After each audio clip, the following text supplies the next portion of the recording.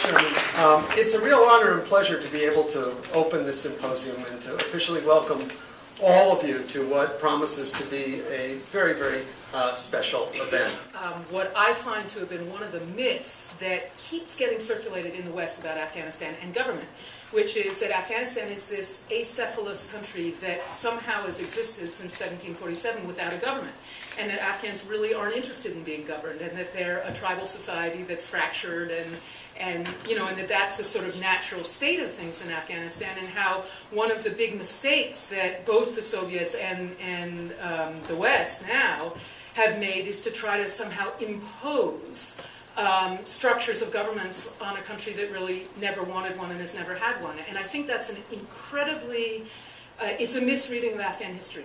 And one of the reasons that we've fallen into this misreading of history is because most of the documents about Afghanistan have been written precisely in times when the country is in crisis.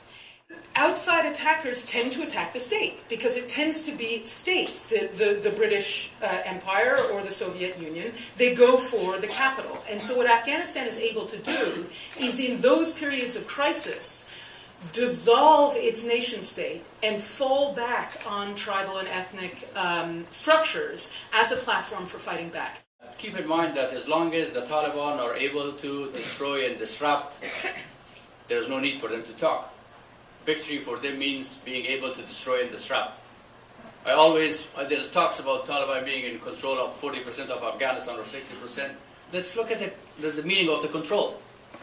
Control for us as the government of Afghanistan means, to give you a specific example, building a school. It takes at least 2 years to build a school.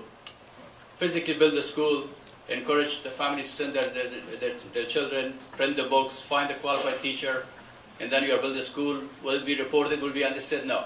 It's one school built somewhere. But victory for Taliban takes 2 hours. In the middle of the night, they come in, they behead the teacher, or they burn the school. They're victorious. They have control. They create more news than we do.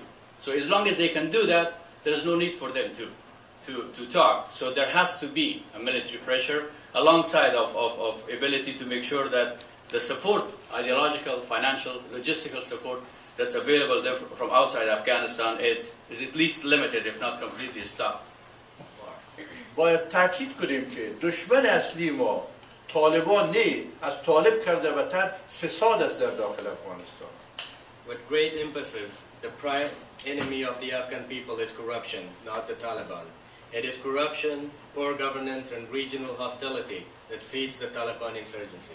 در حالی که نقش ایالات متحده امریکا در جهان گسترش دموکراسی است، متاسفانه در داخل افغانستان شهرت البته به گسترش جنگ پیدا کرده.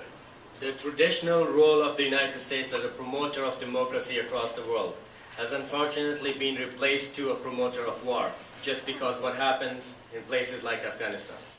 A real reconciliation would be treating the Taliban not just as people who have to come in and be excused of their sins, but as another Afghan political force that may actually, by squeezing their way into the system, actually produce a better and fairer system rather than the worse one, which is what civil society have too often been warning about. The default option is not complete anarchy and chaos and collapse of the government. The default option is that as the US draws down its military presence, it will hand over to an Afghan government which is propped up by force of money and weapons, struggles to retain the administrative centres, faces a perpetual conflict. The beauty of reconciliation, if it can be pulled off, is of course it offers Afghans a better future than they get in the default option. Afghan people are determined to build their country. We are not out of the woods yet. We've come a long way.